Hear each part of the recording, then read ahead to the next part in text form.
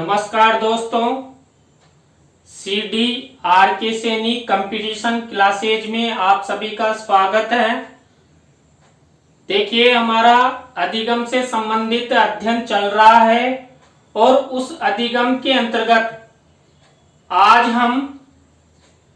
की हमारी क्लास होगी उसमें हम अधिगम के अवरोध, अधिगम वक्र और अधिगम में पठार, ये छोटे छोटे 3 टॉपिक है, इनके बारे में अध्ययन करेंगे। और जो रिटेन RPSC या CTET की परीक्षाएं होती है उनमें अधिकांशतः ये प्रश्न इनमें से पूछ लिया जाता है कि अधिगम के अवरोध कौन कौन से हैं, अधिगम वक्र किसे कहते हैं और अधिगम में पठार क्या होता है। तो इसके बारे में अध्ययन करेंगे। तो सबसे पहले हम अधिगम के अवरोध, जो अधिगम के अवरोध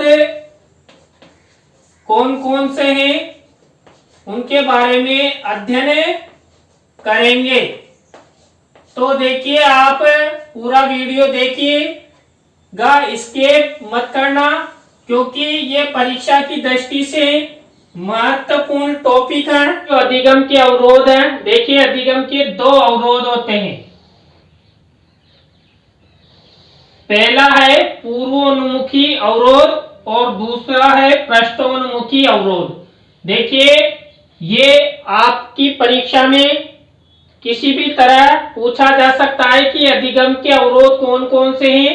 तो ये दोनों देकर और थर्ड दे दे कि इनमें से कोई नहीं या दोनों ही, तो इस तरह ये अति महत्वपूर्ण प्रश्न बनता है कि अधिगम के अवरोध कौन कौन से। अधिगम के 2 अवरोध है, पूर्वोन्मुखी अवरोध और पृष्ठोन्मुखी अवरोध। देखिए, अब देखते हैं पूर्वोन्मुखी अवरोध किसे कहते हैं।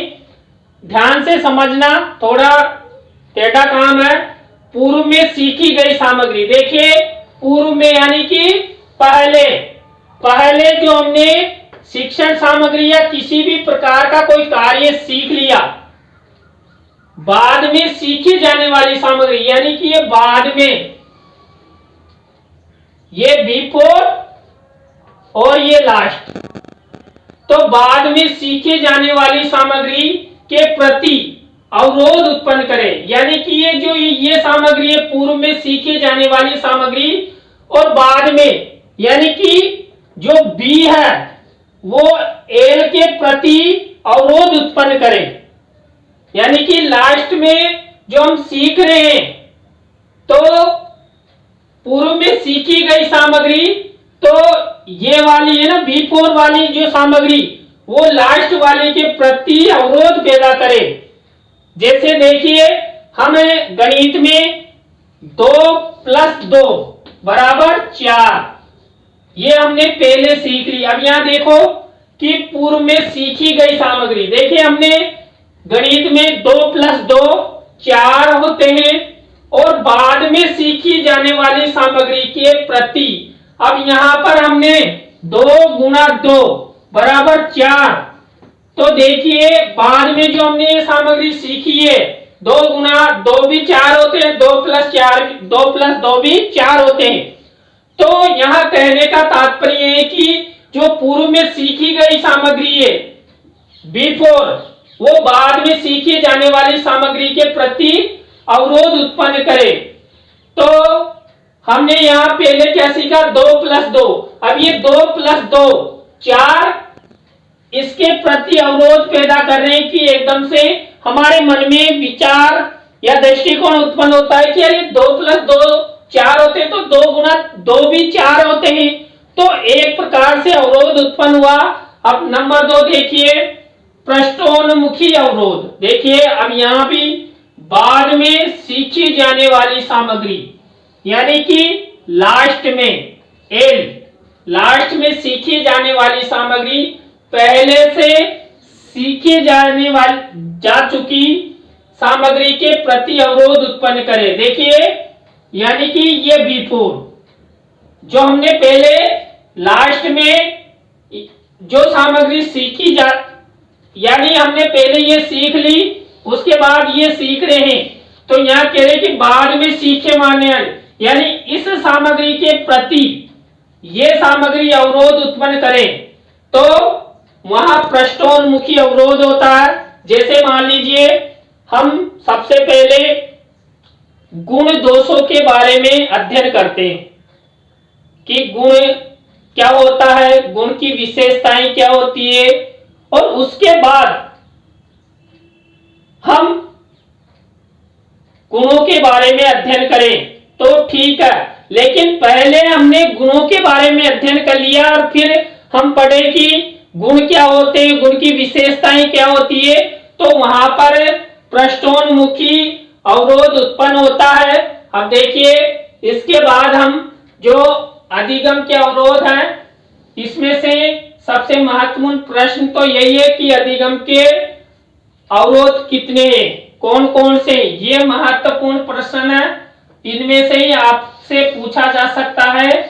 तो इसके बाद हम अधिगम वक्र, देखिए ये भी छोटा सा टॉपिक है, तो अधिगम वक्र के बारे में अध्ययन करेंगे।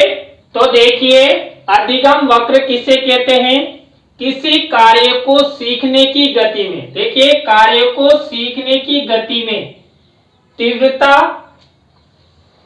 तथा मंदता आती रहती है। हम देखिए किसी भी कार्य को सीखते हैं तो उसमें तीव्रता भी आती है और मंदता भी आती है। यानी कोई कार्य हम करते हैं, मान लीजिए कोई व्यक्ति है वो प्रतिदिन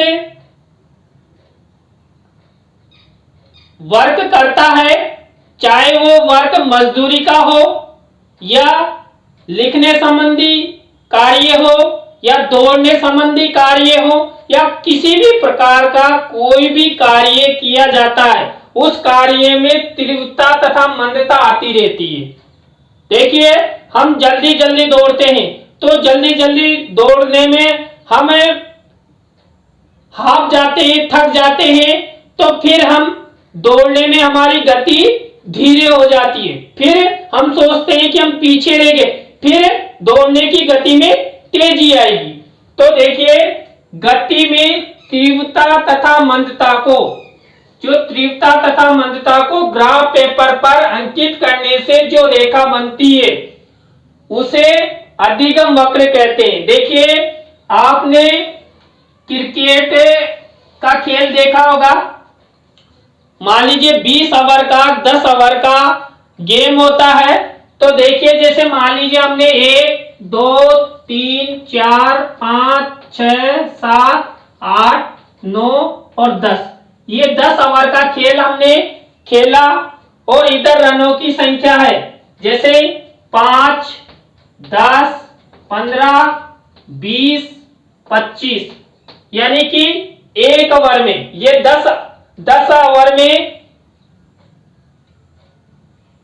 रनों की संख्या है, ये 10 ओवर है और इधर रनों की संख्या है।